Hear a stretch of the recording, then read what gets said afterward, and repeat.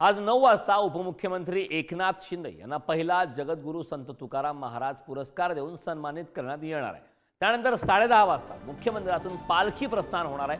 12 वाजता जगद्गुरू संत तुकाराम महाराज यांचा वैकुंठ गमन सोहळा पार पडेल।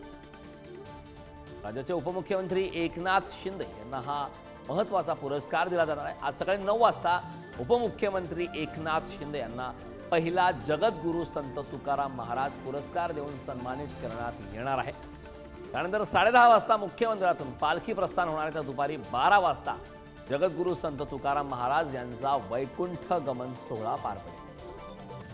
आज संत तुकाराम महाराजांचा बीज सोहळा आहे आणि आज उपमुख्यमंत्री एकनाथ शिंदे यांना थोड्याच वेळात पहिला संत तुकाराम महाराज हा पुरस्कार देण्यात येणार आहे। 76वा तुकाराम महाराज आज बीज सोहळ्याचं आयोजन आहे। या संदर्भात ताजे अपडेट देण्यासाठी आपले प्रतिनिधी सागर शिंदे आपल्या सोबत जोडलेले आहेत।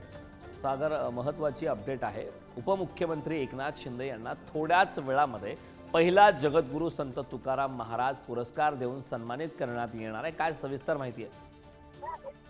नक्कीच करण, जगद्गुरू संत तुकाराम महाराजांचा या ठिकाणी सदैव वैकुंठ गमन सोहळा या ठिकाणी देहूमध्ये पार पडतोय। या ठिकाणी 10 वाजता मुख्य मंदिरातून पालखी प्रस्थान होईल आणि वैकुंठ स्नानी जाणार आहे। त्यानंतर दुपारी 12 वाजता संत तुकाराम महाराजांचा वैकुंठ गमन सोहळा पार पडणार आहे। मात्र यातच आजच या ठिकाणी राज्याचे उपमुख्यमंत्री एकनाथ शिंदे यांना वारकरी संप्रदायातील प्रथम जगद्गुरू संत तुकाराम महाराज पुरस्कार देखील देण्यात येणार आहे। आणि काही वेळातच ते या ठिकाणी उपमुख्यमंत्री हे सकाळी 9च्या दरम्यान देहूमध्ये येण्याची शक्यता आहे। त्यानंतर ह्या देहूतील वैकुंठ मंदिरात दर्शन देखील घेतील आणि लाखो हजारो वारकऱ्यांच्या साक्षीने या ठिकाणी त्यांना पुरस्कार प्रदान करण्यात येणार आहे। नक्कीच सागर, या संदर्भात वेळोवेळी आपल्याकडून ताजी अपडेट घेत राहू। तुर्तास खूप खूप धन्यवाद।